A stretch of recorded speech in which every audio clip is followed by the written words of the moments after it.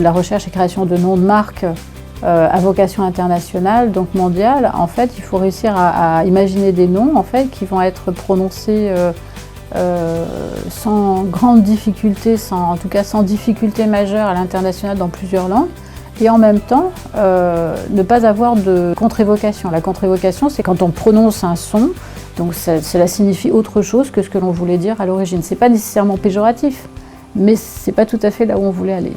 Donc entre les langues européennes, le japonais, le chinois, le russe, phonétiquement on peut produire des sons qui veulent dire complètement autre chose dans d'autres langues.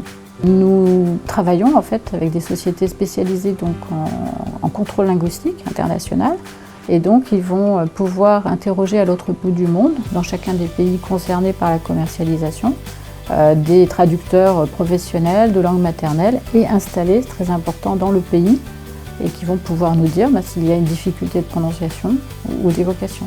Du côté de la créativité, donc des outils créatifs, on va pouvoir travailler avec des créatifs qui sont installés également dans d'autres pays.